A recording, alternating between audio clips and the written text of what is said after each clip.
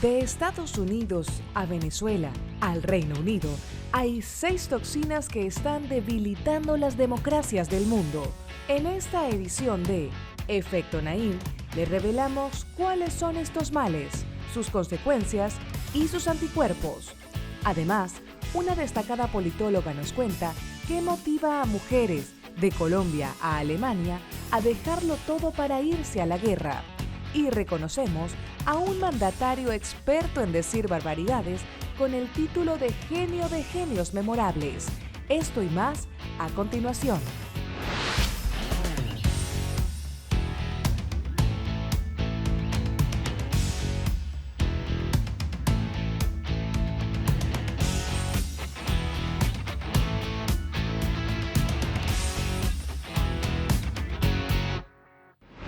Bienvenidos, soy Moisés Naim desde Washington. Encantado de estar de nuevo con ustedes, como siempre. Hay elecciones o referendos, consultas electorales, cuyos resultados pueden cambiar el rumbo de la historia. Por ejemplo, en junio del año 2016, los británicos votaron a favor de que su país rompiera con la Unión Europea, lo que se ha dado a llamar el Brexit. Otro ejemplo ocurrió cuando Donald Trump ganó las elecciones que lo llevaron a la Casa Blanca, también en el año 2016. O cuando en diciembre de 1998 los venezolanos eligieron como presidente a Hugo Chávez. El Brexit ha sumido en una profunda crisis al sistema político inglés. Trump ha transformado la política de su país y quizás la política del mundo. Y Chávez es el responsable de una catástrofe nacional que está por convertirse en una peligrosa crisis regional. Estos 3 casos son, por supuesto, muy diferentes entre sí, pero también tienen importantes semejanzas que apuntan hacia las toxinas que debilitan a la democracia en todas partes. ¿Cuáles son estas toxinas? ¿Cómo se originan? ¿Qué impacto tienen en la política de los distintos países y más allá? En el siguiente reportaje discutimos las toxinas que minan, que debilitan a las democracias del mundo. Miren. El pueblo venezolano no es un pueblo de corruptos. ¿Quién dijo eso? Revisemos la historia para que lo veamos. Nosotros estamos hechos del barro y de la sangre de los guerreros de América. Toxina número 1. La antipolítica. Hugo Chávez, Donald Trump y el referendo del Brexit se nutrieron del rechazo al llamado político de siempre. Dicen que la Unión Europea es una basura y que no tenemos alternativa. Pero sí tenemos una alternativa gloriosa. Quienes votaron a favor del Brexit, Trump y Chávez, sentían que solo desalojando a quienes gobernaban mejoraría su situación personal, o al menos serviría para darle una lección a los poderosos. Él es el fundador. Obama fundó ISIS y diría que la cofundadora es la corrupta de Hillary Clinton. Toxina número 2. Partidos débiles. Los 2 grandes partidos británicos, el laborista y el conservador, estaban divididos internamente y eso les impidió confrontar eficazmente a quienes promovían el Brexit. Lo mismo le ocurrió al Partido Republicano de Estados Unidos, cuya fragmentación hizo posible que una persona como Trump, sin experiencia política, llegase a ser su candidato presidencial. Y en Venezuela, los 2 grandes partidos históricos, Acción Democrática y COPEI, colapsaron, dejándole la puerta abierta a Hugo Chávez en los años 90. Toxina número 3.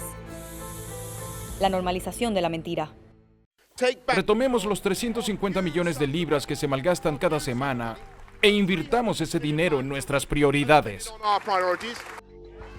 Después del triunfo electoral a favor del Brexit, se supo que sus promotores habían mentido con promesas como esta. Exageraron los beneficios que tendría para el Reino Unido salir de la Unión Europea y minimizaron los costos y dificultades de la salida. El mandato del presidente Donald Trump también se ha caracterizado por la mentira. Durante su primer año en la Casa Blanca, dijo un promedio de 6 mentiras por día, según la cuenta que lleva el Washington Post. En el segundo año, el promedio subió a más de 16 mentiras por día, y en lo que va del 2019, lleva 22 mentiras diarias. Y Hugo Chávez hizo lo mismo. ¿No hay intención de nacionalizar absolutamente nada? No, absolutamente nada. En aquella casita que está allá vivió Bolívar recién casado. Esa casita que se ve ahí con 2 balcones. Y ahí lo que están en unos negocios, exprópiese. Toxina número 4. La manipulación digital. Trump está entre las 15 personas con más seguidores en Twitter en el mundo y ha convertido su perfil en esta red social en una de sus más potentes armas políticas. Por su parte, el arrepentido exdirector de investigación de la empresa Cambridge Analytica, Chris Wylie, declaró que esta empresa usó las redes sociales para influir sobre el resultado del referéndum a favor del Brexit. No creo que el Brexit hubiese ocurrido si no hubiese sido por la tecnología de análisis de datos y la red de actores que proveyó Cambridge Analytica. Y a lo presidente, el programa dominical protagonizado por Chávez se convirtió en un principalísimo instrumento de propaganda, movilización política y manipulación de la opinión pública. Porque si el imperialismo lograra clavar sus garras en Venezuela de nuevo, todo esto se vendría abajo, compadre, todo. Toxina número 5. La intervención extranjera furtiva. Las agencias de inteligencia de Estados Unidos y el fiscal especial Robert Mueller concluyeron que el gobierno ruso influyó clandestinamente en los comicios estadounidenses de 2016.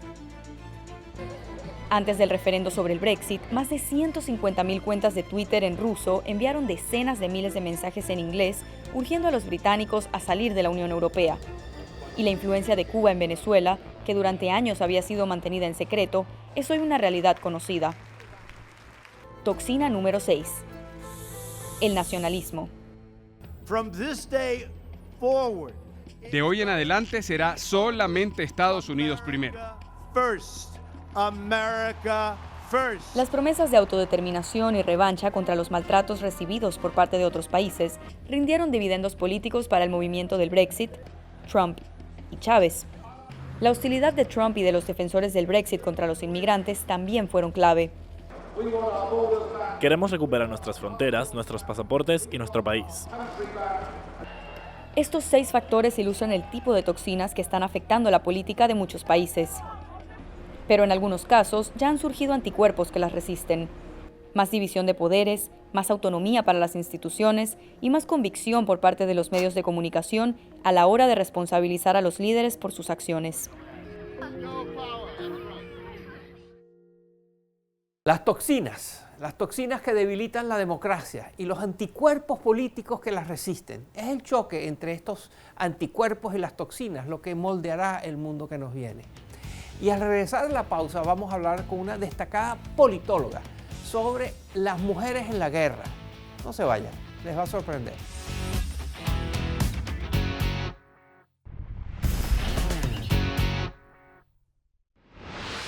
Usted ha oído hablar de Shamima Begum.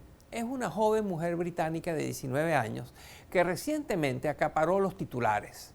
Shamima huyó de su casa en Londres en el año 2015, ni más ni menos que para unirse al Estado Islámico.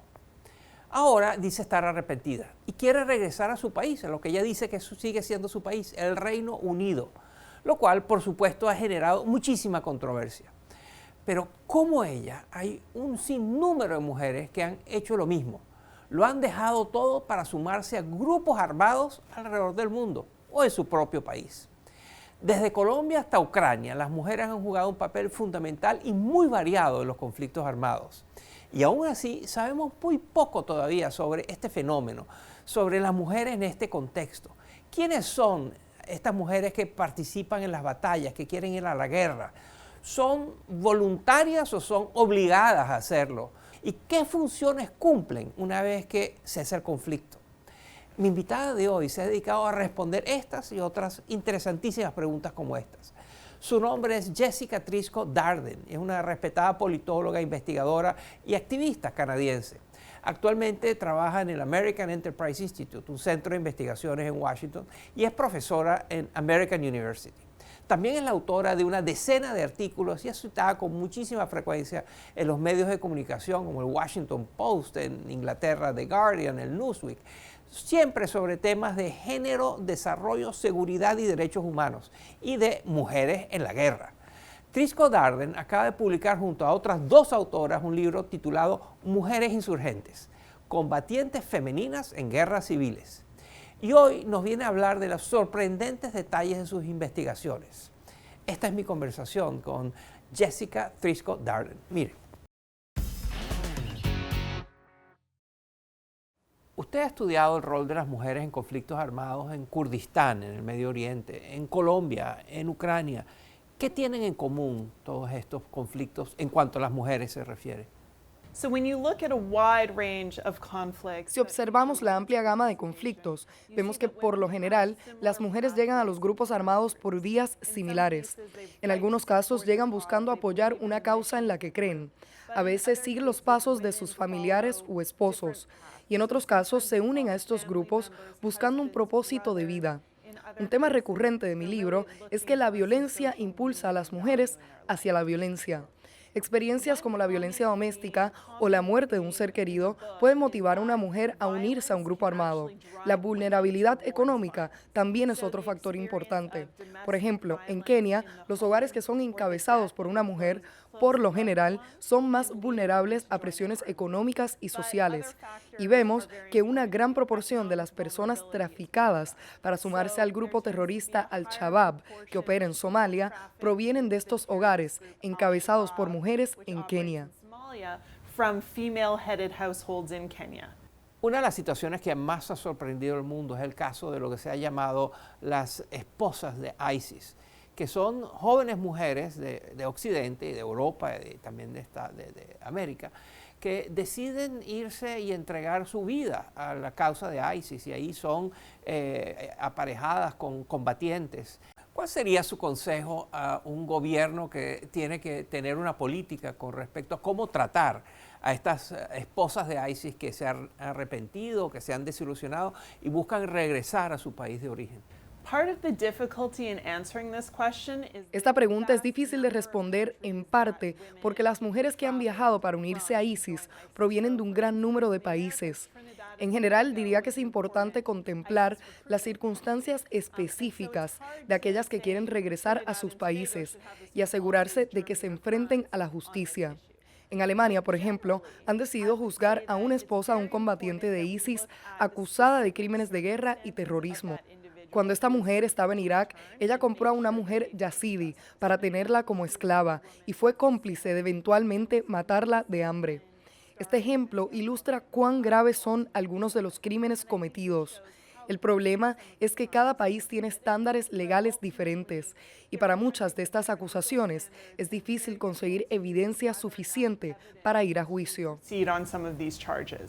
Hábleme de la integración de las mujeres en estos conflictos armados. ¿Cómo lo integran estas unidades combatientes? ¿Cómo integran a las mujeres? Creo que un punto muy interesante es que los papeles que pueden jugar las mujeres en organizaciones insurgentes o fuerzas del Estado varían mucho de grupo en grupo. Pero en general, creemos que los grupos que permiten la participación de las mujeres perduran más tiempo. Como reclutan tanto a hombres como mujeres, pueden formar grupos con habilidades más diversas. Y eso lleva a que los conflictos en los que participan las mujeres duren mucho más tiempo de lo que durarían sin su participación. ¿Qué puede motivar a una mujer a formar parte de un grupo armado que ella sabe que la va a discriminar, que inclusive que la van a maltratar, que no la van a tratar bien? ¿Por qué? Esto sucede en una gran cantidad de grupos. Por ejemplo, en la guerrilla de las FARC en Colombia existía una política de aborto forzado y lo que encontramos es que muchas mujeres estaban en desacuerdo con esta política y querían llevar a término sus embarazos. En algunos casos incluso se les obligó a entregar a los hijos que sí llegaron a dar a luz y ahora, después del conflicto, buscan reunirse con ellos. No obstante, las mujeres se unen a estos grupos porque creen en la causa y creen que su lucha terminará beneficiando a las mujeres. Cuando termina la guerra, cuando termina el conflicto y estas mujeres regresan a la vida civil, ya no son combatientes, ¿qué les pasa? El fin de los conflictos afecta la vida de las mujeres de maneras profundas. Encontramos, por ejemplo, que las mujeres que ocupaban puestos similares a los de los hombres en la guerrilla de las FARC hoy en día deben reincorporarse a una sociedad colombiana menos igualitaria. Lamentablemente, a muchas excombatientes se les encajan roles que tradicionalmente han ocupado las mujeres, como trabajos de cocina o costura. Pero cuando una sociedad valora las habilidades que estas mujeres adquirieron cuando formaban parte de estos grupos armados, vemos mayores niveles de éxito. Las mujeres, por ejemplo, jugaron un papel importante en la negociación del acuerdo de paz. De hecho, fue estrategia intencional de las FARC. Querían que los hombres del gobierno fueran confrontados por estas mujeres, para así romper con la manera en que las negociaciones se habían dado en Colombia durante décadas. Jessica Driscoll Darden es la autora de este libro, Mujeres Insurgentes, el rol de las mujeres combatientes en las guerras civiles. Es una experta en conflictos armados y una experta en el tema de qué rol juegan las mujeres en las guerras. Muchas gracias. Thank you. No se vaya. Al regresar de la pausa, vamos a repasar las memorables metidas de pata de un presidente, a quien hoy le vamos a dar el título de El genio de genios memorables. Ya verá de quién estoy hablando.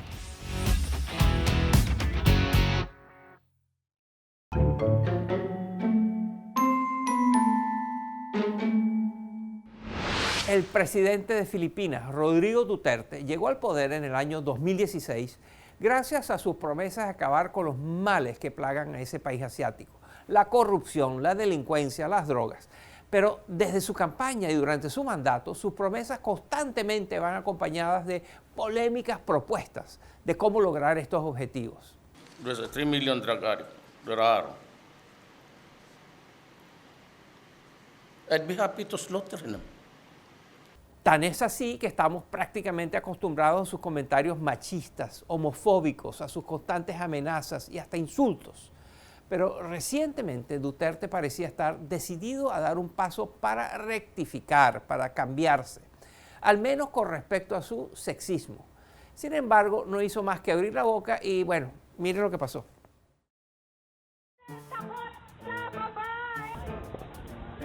Rodrigo Duterte tiene una larga lista de declaraciones ofensivas contra las mujeres. Así, justificó, por ejemplo, el preocupante aumento en casos de violaciones en Filipinas. Basta daghang gwapa, daghang rape yun na. Kinsa ba'y unang musugot sa una? En otra ocasión, hablando ante miembros de las Fuerzas Armadas del país, propuso lo siguiente para enfrentarse a las guerrilleras. Pues sila na mos bisong, wala bisong, wala may silbi. Con actitudes tan misóginas, puede que algunos se hayan sorprendido con la presencia del mandatario en un evento en honor a las mujeres policías en marzo de 2019. Pero en lugar de celebrarlas y rectificarse, terminó insultándolas. You women, you are depriving me of my freedom of expression. You criticize every sentence or word I say. Nos preguntamos qué entiende Duterte por libertad de expresión, pues mientras él comparte cada idea violenta o sexista que se le viene a la mente, su gobierno arresta y amenaza a periodistas por simplemente criticar al gobierno. Just because you are a journalist, you are not exempted from assassination. If you are a son of a... Quizás Duterte debería considerar seguirle los pasos al primer ministro de Tailandia, Prayut Chan-o-cha, quien ha delegado sus relaciones mediáticas a un doble de cartón.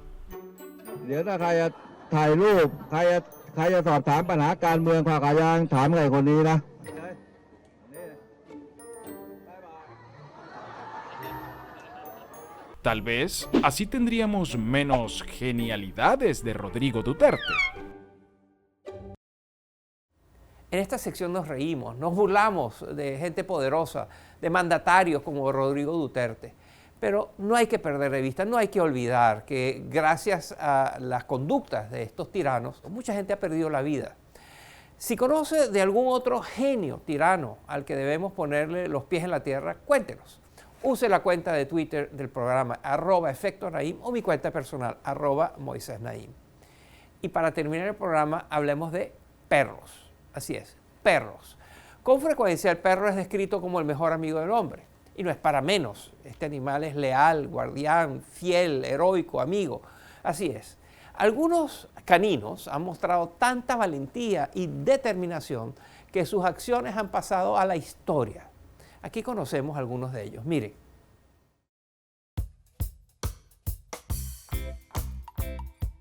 En Argentina, cada 2 de junio se celebra el Día Nacional del Perro en conmemoración a Chonino, un pastor alemán que trabajó en la Policía Federal Argentina. En 1983, el perro policía fue asesinado en un enfrentamiento mientras intentaba salvar a sus colegas. Este acto heroico hizo que se ganara el corazón de los argentinos. Chonino no solo tiene una estatua, sino también una calle en su honor en Buenos Aires. Los humanos no son los únicos héroes de guerra. En 2009, el labrador negro Treo recibió la medalla Dickin, el más alto reconocimiento otorgado a un animal en las Fuerzas Armadas del Reino Unido, por sus servicios en Afganistán. Treo fue entrenado para detectar bombas y en 2 ocasiones su olfato salvó las vidas de varios militares británicos. México también tiene su propia heroína de 4 patas. La labradora rescatista Frida saltó a la fama por salvar a 12 personas luego del devastador terremoto que azotó al país en 2017. Además, este can de la Marina Mexicana ayudó a mover escombros y localizar sobrevivientes. Frida se convirtió en un símbolo de esfuerzo y resistencia, y los mexicanos decidieron honrarla con una estatua. Algunos actos de heroísmo hacen que los perros se transformen en estrellas, literalmente. En 1957, el programa espacial de la Unión Soviética envió a Laika al espacio, convirtiéndola en el primer ser viviente en estar en órbita alrededor de la Tierra. Y aunque murió a las pocas horas de despegar, su aporte fue crucial en la carrera por el espacio. Perros heroicos, indudablemente, aunque seguramente si usted tiene una mascota también la considera igual de excepcional que cualquiera de estos perros que acabamos de mencionar. Hasta aquí el programa de hoy. Espero que les haya interesado. Como siempre, gracias por acompañarnos. Nos vemos la semana entrante.